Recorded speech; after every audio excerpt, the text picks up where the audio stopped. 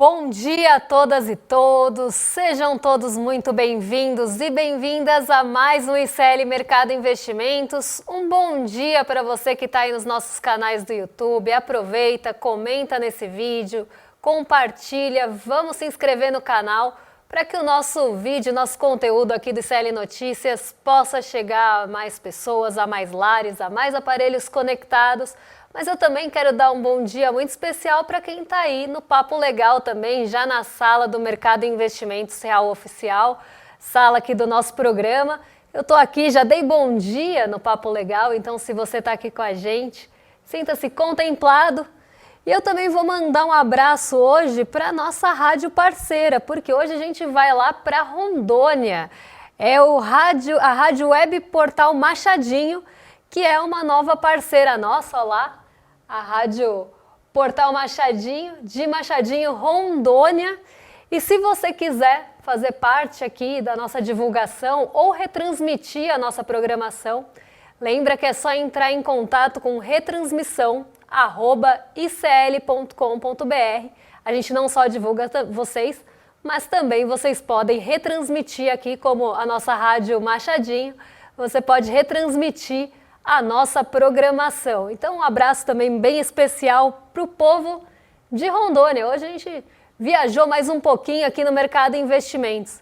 E vamos agora passar pelos nossos destaques do dia, porque tem bastante coisa nessa segunda-feira pós-feriado para falar com vocês. Nem deu tempo de sentir saudade, porque quem assistiu o N2 na sexta-feira me viu por lá. Mas faz tempo que a gente não se vê aqui no Mercado Investimentos, então já vamos passar pelos destaques do dia para entender aí o que tem de importante nessa segunda-feira pós-feriado. Na sexta, a Bolsa funcionou, quinta-feira não, mas na sexta sim, e sexta foi um dia de queda aqui no nosso índice. Quase ninguém conseguiu se desvencilhar desse movimento de queda, foi um dia de queda generalizada, eu diria, com as principais ações do índice puxando a bolsa para baixo, e a gente vai entender o que mais conduziu essa outra semana de queda, ou última semana de queda, depois dos dados dos Estados Unidos. Então eu vou explicar esse imbróglio para vocês. Além disso, hoje a gente vai falar de Pix e da polêmica envolvendo o Pix, porque parece que a família Bolsonaro está num vale tudo para tentar apoio dos Estados Unidos, até substituir o Pix, que foi sugerido por Eduardo Bolsonaro na semana passada. Entenda as principais diferenças entre o Pix e o Zelle, é uma dos nossos destaques e um dos assuntos que vão ser comentados aqui no nosso programa. Vamos entender as diferenças entre os sistemas de pagamento aqui do Brasil e dos Estados Unidos e por que está sendo sugerida essa mudança. Além disso, a gente vai falar de um governador desquerido aí de Minas Gerais, que agora não é governador porque deixou o cargo para se candidatar à presidência ou para se pré-candidatar. Os governadores aumentaram os gastos e os estados devem ficar em déficit. Até aí, né, a gente sabe que o governo muitas vezes tem dificuldade de se financiar, acaba pegando dinheiro do governo federal, enfim. Mas parece que tem governos ou governadores que estão em situação pior. E normalmente são governadores que apontam o dedo para o governo federal para chamar de gastão. E a gente vai comentar justamente isso com vocês hoje. A gente vai falar de Zema. Então, já não basta ter falado sobre trabalho infantil, já não basta ter atacado o Bolsa Família, agora Zema é colocado aí como um devedor do governo federal e diz que não vai pagar, né? Então a gente vai falar um pouco sobre essa hipocrisia que acontece, principalmente uma pessoa que quer se candidatar à presidência, apontando a irresponsabilidade fiscal do governo federal, mas que é o primeiro a pedir socorro para o governo federal quando tem necessidade. Então a gente vai falar sobre esse assunto aqui também, e se der tempo, porque os assuntos são extensos, a gente fala também sobre focos, que é o nosso outro destaque do dia. O mercado elevou mais uma vez a projeção para a inflação desse ano e reduziu as expectativas de corte para a Selic. Até vi que lá no Papo Legal estava rolando um papo legal sobre corte de Selic, então daqui a pouquinho a gente vai falar sobre isso também.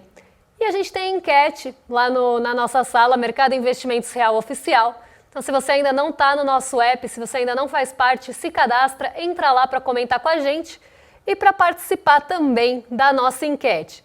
Você prefere um governador que faça obras e investimentos, mesmo deixando dívidas, tenha mão de ferro para cortar gastos públicos ou gasta só o que couber no orçamento? A gente vai, inclusive, depois falar um pouco sobre isso, porque gasto é uma coisa, investimento é outra. Então, a gente tem que saber separar o gasto bom do gasto ruim. Tem gastos que trazem renda, tem gastos que trazem investimento, tem gasto que traz infraestrutura, tem gasto que não. A gente já viu gasto, por exemplo, com Viagra. O que traz gasto com Viagra? E eu nem estou falando de Viagra ali no sentido de saúde pública, que pode até ser usado para outras coisas. Estou falando para uso, para o que vocês estão pensando mesmo aqui, sem ser moralista. Mas é um gasto que não vai trazer investimento, não vai trazer infraestrutura, enfim. Então a gente vai comentar sobre isso quando a gente for falar lá do Zema.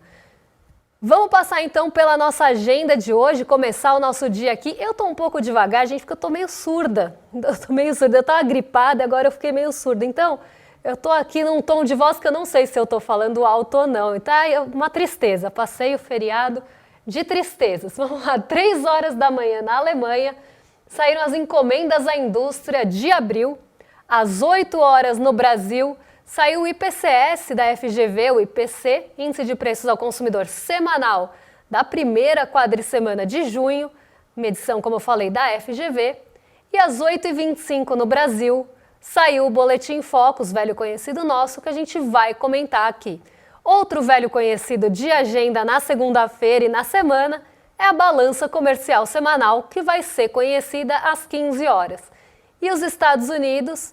Por lá vai ter expectativa dos consumidores para inflação, desemprego e crédito de maio, medição feita pelo Fed em Nova York, mas aqui não tem horário, vai ser divulgado durante o dia. Hoje a agenda está curtinha, a agenda está sucinta, então já vamos mudar a pauta aqui e passar pelo nosso fechamento de sexta-feira, na volta do feriado aqui no Brasil. Quinta o mercado ficou fechado, mas na sexta o mercado operou novamente, operou normalmente. E agora a gente surfou, né, nos 2 dias, então a gente pega o movimento da quinta, que nosso mercado ficou fechado, e pegou muito do movimento da sexta, que foi uma sexta turbulenta em todos os lugares. A queda não aconteceu só aqui, a queda aconteceu fora do Brasil também, como vocês estão vendo aqui, até em maiores magnitudes. Eu vou beber um pouquinho de água aqui para minha voz durar até o fim do programa, mas a gente já comenta o fechamento aí da sexta-feira, enquanto a gente toma o nosso shot de quê? De água, não de alga, né? O nosso shot de água aqui, para todo mundo ficar muito bem hidratado nessa segundona e começar a semana bem.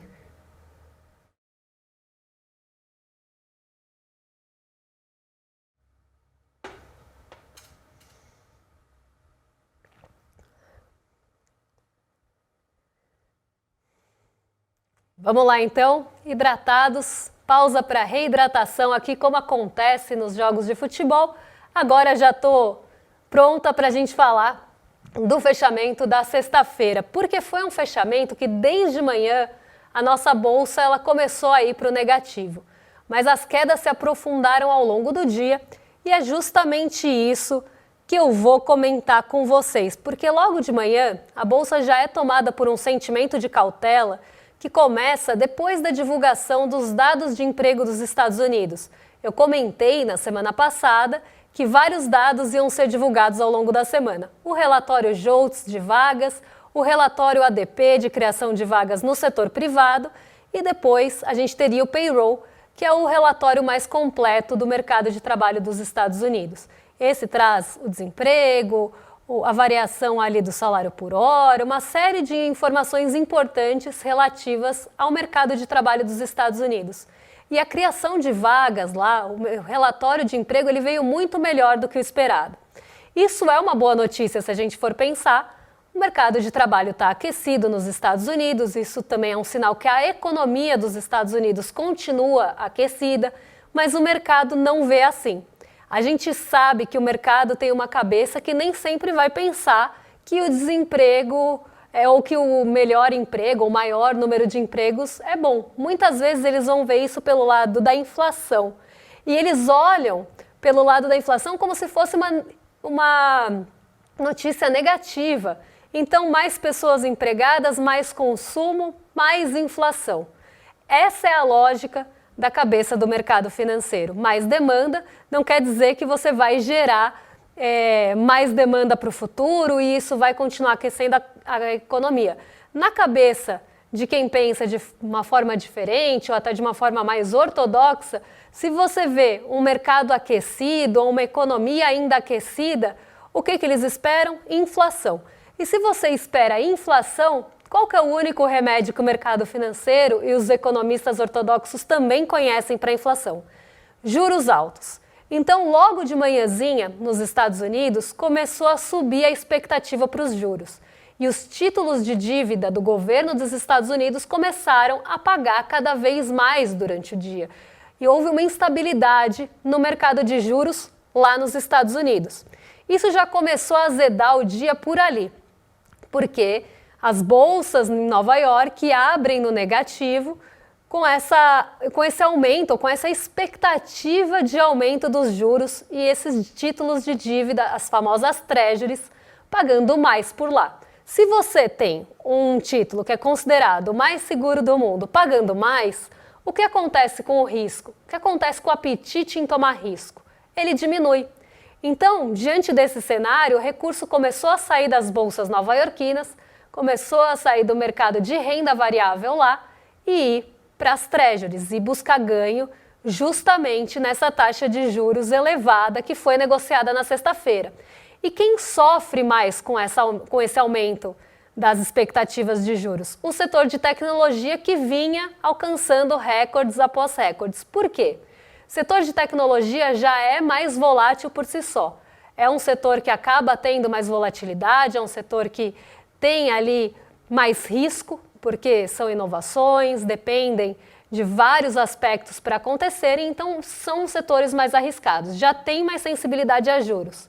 Além disso, normalmente são setores intensivos em capital de terceiros. O que isso significa? São setores que acabam tendo um pouco mais de dinheiro de fora nas empresas, para elas poderem crescer, inovar e etc. Então, quando você começa a ter uma alta ou expectativa de alta, esses setores mais arriscados, que têm mais instabilidade, que têm participação de capital de terceiros, sofre com aumento da taxa de juros, porque se espera que o capital vai ficar mais caro e na comparação entre tomar risco e o retorno, as pessoas vão sair mais desses setores para buscar proteção, já que eles são mais arriscados. Então o setor de tecnologia sofreu muito na sexta-feira nos Estados Unidos e não à toa a Nasdaq aqui teve a maior queda entre todos os índices. Foi mais de 4%, pode deixar aqui na tela para o pessoal de casa acompanhar, foi mais de 4% de queda na Nasdaq na sexta. O S&P 500 também sofreu, caiu bastante, caiu 2,64%, mas menos do que a Nasdaq, justamente por ter menor exposição a ativos, a empresas de tecnologia. Já a nossa bolsa, ela sofreu pelo mesmo motivo, mas não por conta da tecnologia. O mesmo aspecto que eu falei de maior risco, de você ter ali, tomar um risco maior para ganhar um pouco mais, vale para o mercado emergente também. Isso não é só para a nossa bolsa brasileira.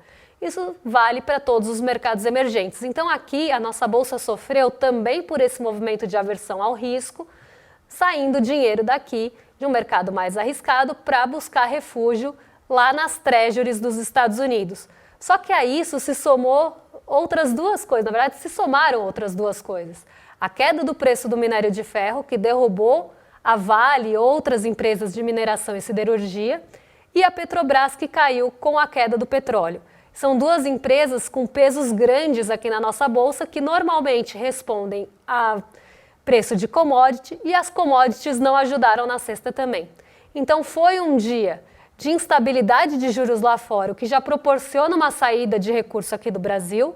Além disso, com isso, junto a tudo isso, ainda teve queda do preço do minério de ferro e do petróleo, que derrubou duas ações importantes e de grande peso, se a gente somar as duas, dá quase 30% da bolsa, duas ações de grande peso aqui, somando o Petro 3 e Petro 4, tá?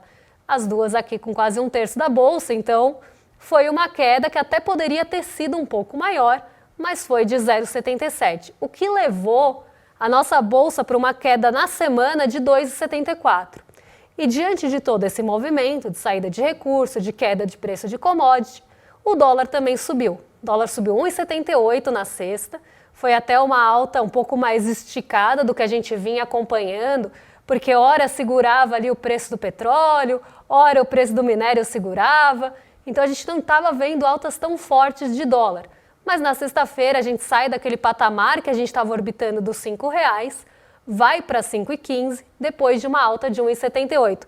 Então um dia bem negativo aqui na nossa bolsa, mas não tanto quanto lá fora, que sofreu mais com esse impacto dos juros do que qualquer outra bolsa, ainda mais se tratando de Nasdaq. E os próprios dirigentes do Fed falaram sobre isso. Não foi só a expectativa do mercado dos juros subirem. Os próprios dirigentes do Banco Central dos Estados Unidos acabaram meio que sinalizando que pode ser que os juros lá permaneçam mais altos por mais tempo ou que até possam subir. E aí, quando abre esse precedente, as expectativas de juros do mercado vão subir mesmo, vão acompanhar, porque são dirigentes do próprio Banco Central falando que pode ter alta de juros. Então o mercado vai reagir, vai tentar se antecipar para ganhar com esse movimento. E foi isso que aconteceu na sexta e acabou trazendo esse viés mais negativo, essa tendência de queda aqui para o Brasil. Vou dar mais um golinho de água e a gente já vai falar de Pix, outro assunto importantíssimo aqui do nosso programa.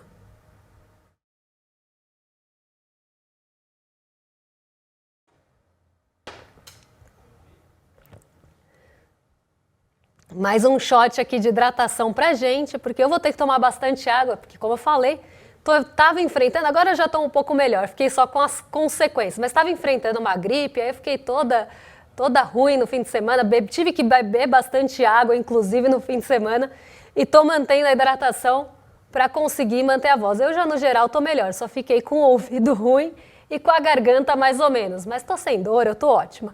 Vamos falar então de Pix, vamos falar de um assunto que interessa a todos os brasileiros, mas parece que não interessa a família Bolsonaro. Eu até brinquei com o Demore na sexta-feira, eu falei para ele, parece que existe o Alexandre da Viagem, sabe o Alexandre, o obsessor lá da novela Viagem? Parece que ele fica no ouvido do Eduardo Bolsonaro falando, vai lá, sabe aquele meme que ele tá assim atrás, falando, vai lá, ataca o Pix, vai lá, fala mal do Pix, vai lá, fala que existe uma alternativa dos Estados Unidos, porque não é possível um brasileiro falar mal do Pix, que inclusive, né, tinha toda aquela briga pela paternidade do Pix e a própria família Bolsonaro já brigou por isso, mas agora eles estão de outro lado, eles estão atacando o Pix, não só atacando, mas falando que existe uma alternativa nos Estados Unidos, que a gente deveria adotar uma alternativa que já existe lá, que é o Zelle ou o Zelle. Então, você tem, né, um brasileiro que está nos Estados Unidos e deve saber como essa forma de pagamento, esse meio de pagamento funciona lá, defendendo uma alternativa estadunidense contra uma alternativa brasileira e desenvolvida aqui até na esfera pública de forma que não custa nada para as pessoas. Então não faz o menor sentido a não ser tentar lamber botas dos Estados Unidos, a não ser mostrar o seu viralatismo mais uma vez. Então, a gente separou para vocês as principais diferenças entre um e outro, para vocês entenderem essa diferença, mas a gente discute também daqui a pouquinho essa tentativa parece que qualquer tentativa de vale tudo mesmo, para se apoiar ali no governo dos Estados Unidos, para tentar lamber botas de Trump, para que você consiga algum apoio, né? Vale até trocar o Pix, vale atacar o Pix, vale atacar a soberania do seu país, vale você defender o interesse de outro país em detrimento do seu, vale você defender uma tarifa, uma lei Magnitsky, o que seja, que vai prejudicar o seu país em favorecimento de quem, né? Eu diria. para favorecer a sua própria família, para tentar se manter no poder a qualquer custo, para tentar voltar para o poder a qualquer custo, para defender a sua própria família, porque eles não estão pensando nas empresas brasileiras, não estão pensando no agronegócio brasileiro, que é um apoiador ali, normalmente, de família Bolsonaro, não estão pensando no próprio país, não estão pensando no povo, não estão pensando em ninguém, a não ser neles mesmos e na tentativa de cavar um apoio dos Estados Unidos, como eu falei, não vale tudo, a qualquer custo. Mas primeiro vamos ver as diferenças aqui e depois a gente até separou um vídeo de recordar é viver aqui. Mas vamos ver a diferença aqui entre o Pix brasileiro e o Zelle lá dos Estados Unidos. O Pix é criado pelo Banco Central, faz parte do sistema público, funciona praticamente em todos os bancos e fintechs, é usado para transferências, compras, contas e impostos. A transferência é instantânea 24 horas por dia e tem mecanismo especial para devolução em caso de fraude. E aqui, gente, existem países que querem aprender com o Pix. Existem países que querem estudar o Pix para levar ele para fora, para tentar fazer algo semelhante fora. Mas parece que esse viralatismo que toma conta da família Bolsonaro, e que eu não acho que é à toa, eles fazem isso com um propósito, que é justamente defender os interesses dos Estados Unidos tentando benefício próprio, não tem limites aqui, porque eles foram defender um meio de pagamento dos Estados Unidos para a substituição do Pix. Depois ele mandou foi mal, estava doidão, não foi isso que eu quis dizer, botou a camisa branca e o fundo preto para tentar se retratar. Só que aí o ataque já estava feito, já tinha sido falado, e aí não tem como remediar o que já foi falado, depois que você é avisado que falou uma grande besteira. Mas vamos lá, o Zelle aqui, o Zelle, é criado por grandes bancos dos Estados Unidos, no sistema privado, funciona só entre instituições participantes, é focado em transferências entre pessoas e pequenos negócios, pode levar alguns minutos dependendo do banco, e o cancelamento e devolução, eles são mais limitados. Parece que a gente está falando de uma alternativa pior do que o Pix para substituir o Pix, que além de tudo é nacional e público e não tem custo.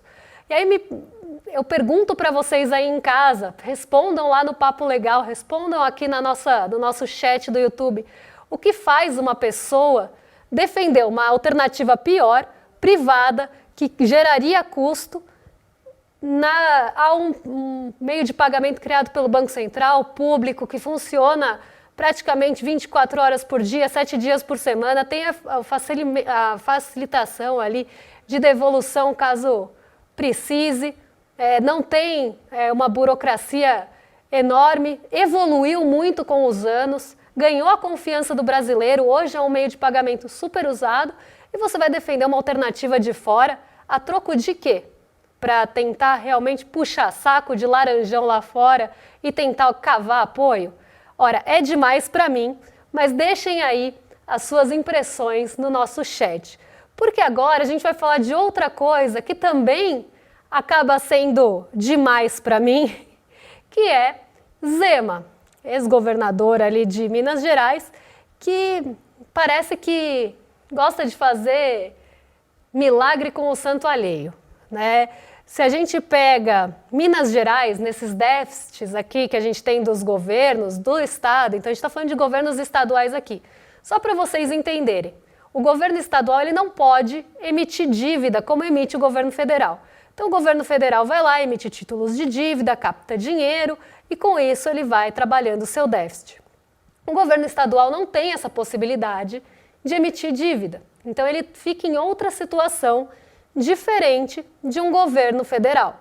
Ele não pode emitir sua própria dívida, não emite moeda, então é outra situação. Normalmente, governos acabam pegando dinheiro emprestado do governo federal. Mas aqui a gente tem alguns estados que ficam em situações piores do que a gente tem outros estados. E se a gente pegar os piores estados, normalmente são aqueles estados governados por governadores que são os primeiros a apontar o dedo para o governo federal e falar que são irresponsáveis fiscalmente. Então é uma hipocrisia aqui. Eu não estou entrando na seara fiscalista de falar que não tem que gastar ou que todo gasto é ruim Então não estou entrando nessa seara, até porque a gente está falando de governo do estado e é diferente de falar de governo federal. O que eu quero trazer aqui é que tem governos que estão em situações piores, pegaram dinheiro do governo federal, não conseguiram pagar, renegociaram a sua dívida, tentaram ali esticar a dívida, não tem juros para pagar, foi uma negociação assim de mãe, sabe? Eu peguei dinheiro emprestado com a minha mãe, a juros zero e vou pagar ad eterno. Foi basicamente isso que os governos fizeram. E mesmo assim, alguns governos falaram que não vão pagar, como o caso de Minas Gerais. Ou que devo, não nego, pago quando puder, uma coisa meio que nessa toada. E o governador Romeu Zema, que é um deles, que teve essa atitude, mas é o primeiro a falar de responsabilidade fiscal, defender isso na sua plataforma de campanha, né, ou de pré-campanha, de falar que o governo é irresponsável, que o governo tem que ser, e aí ter essa ótica mais fiscalista de agenda, inclusive de mercado financeiro. Eu queria até abrir aqui a notícia para pegar exatamente a parte que fala de Minas Gerais, que inclusive, eu falo isso lá no meu artigo da revista Liberta, Romeu Zema cortou 96% das verbas de prevenção a enchentes, a catástrofes do estado de Minas Gerais. Então ele foi cortando, ano após ano, essas verbas para prevenção. Mas na hora de pedir socorro, é para o governo federal. Quando dá AM, né, quando tem a enchente, quando tem a catástrofe, que ele não preveniu porque cortou a verba tentando, né, naquele discurso de equilibrar as contas, quando acontece a catástrofe, para quem que ele vai pedir o dinheiro? Para o governo federal. E aí é o primeiro a apontar o dedo para falar que o governo federal é gastão. Então a gente sabe como é que essa lógica funciona, né? E aqui eu até queria pegar exatamente os dados do governo de Minas Gerais. O destaque negativo nesse quesito é Minas Gerais, governado por Romeu Zema até abril. Quando ele saiu para se tornar pré-candidato à presidência, aqui em abril. O governo mineiro entrou, o ano faltando 11 bilhões em caixa, para fazer frente às obrigações futuras. E aí é justamente isso. Não vai pagar a dívida com o governo federal e é o primeiro a apontar o dedo para falar que existe impulso expansionista em ano eleitoral. E assim, gente, ano eleitoral é um ano como qualquer outro, vai ter gasto, só que todo gasto no ano eleitoral vai ser apontado como eleitoreiro. Isso é de costume. A grande questão é você ser hipócrita no que você faz e com o que você defende, a plataforma que você defende. Não adianta cortar as verbas para prevenção de catástrofes climáticas e depois, quando precisa de socorro, e bater na porta do governo federal e falar: preciso de dinheiro, me salva, me ajuda. E eu acho que o governo federal tem sim que ajudar, tem que reconstruir, faz parte. Não vejo como o mercado financeiro, como se fosse um gasto infrutífero, tem que sim resgatar o Estado, tem que reconstruir. A grande questão é, por que prevenir e não remediar? Né? Que é o que se vê acontecer. Corta tudo e depois precisa remediar, precisa pedir socorro, precisa reconstruir com a ajuda do governo federal, para depois apontar o dedo e falar: nossa, como gasta o governo federal. É disso que eu estou falando, é a porca correndo atrás do rabo quando poderia ter prevenido. E muito disso, acredito que vai ser falado na nossa aula do dia 9. Amanhã, no caso, está chegando a nossa aula sobre o El Niño. Então, se você quer saber mais sobre essas catástrofes climáticas, quer saber mais dos impactos que isso pode trazer para o Brasil, porque o Brasil vive nessa dinâmica com catástrofes climáticas, passa por uma catástrofe, não muda nada, depois o agro se reconstrói, depois a gente tem a volta ali do que era antes e parece que nada é feito para que da próxima vez seja diferente. Nada é feito em prevenção, nada é feito em combate ou mudança para enfrentar essas questões climáticas. Então, amanhã, se você quiser saber mais sobre isso, entra lá em iclmercado.com.br, eu aponto o QR Code para o cantinho da tela, é rapidinho, enquanto eu estiver no intervalo daqui para o rolê, já aproveita para se inscrever, você fica por dentro, é avisado, ganha o ingresso para a aula, que vai contar com Leonardo Boff, Marina Silva, o Guy McPherson e o Eduardo Moreira. Eles vão discutir sobre essas catástrofes climáticas e que a gente tem que estar preparado para o que vem. Não só preparado para o que deve vir mais no curto prazo, mas para as próximas que virão cada vez maiores. Então, a gente não pode perder essa aula, eu não vou perder, eu espero que vocês não percam também. Então, só se inscrever aí em iclmercado.com.br. E agora eu arrasto para os nossos vizinhos de cima, que hoje nossos vizinhos estão diferentes aqui. Porque, tem a enquete. Eu já ia me esquecendo da enquete, hein? Você prefere um governador que faça obras e investimentos mesmo deixando dívidas, com 63%, tenha mão de ferro para cortar os gastos públicos, com 7%, ou gaste só o que couber no orçamento, com 30%? Sim, existem gastos em gastos e investimentos aí. Normalmente são os gastos bons. O que são gastos ruins é, por exemplo, você botar dinheiro do governo, botar dinheiro da prefeitura em filme de Pangaré, né? A gente sabe de que filme a gente está falando. Mas vamos lá arrastar para os nossos vizinhos de cima, porque hoje tem o quê? Um quadro diferente no rolê. Roberta Garcia e Guga Noblat estão a postos já para receber vocês a partir de agora.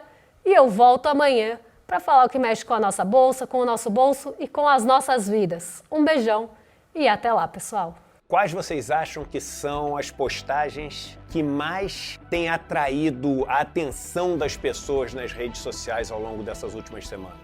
O escândalo do filme Dark Horse, com Flávio Bolsonaro e Daniel Vorcaro? Não. As postagens que mais têm atraído a atenção das pessoas são as postagens sobre a possibilidade de um super El Niño que já poderia começar nos próximos meses. Uma das maiores tragédias climáticas já vivenciadas. E o alerta é justificado, porque o que está por vir pode ser realmente catastrófico. O ICL resolveu chamar uma das autoridades mais radicais e controversas sobre o assunto, professor emérito da Universidade do Arizona, Guy McPherson. Para ele, tudo isso que a gente está assistindo é só o começo de algo muito pior e maior. A aula do professor McPherson vai acontecer no dia 9 de junho, uma terça-feira, às 8 horas da noite. E ninguém pode deixar de assistir. Somente sabendo do risco que está por vir, a gente vai ser capaz de juntos se proteger e tomar as medidas necessárias.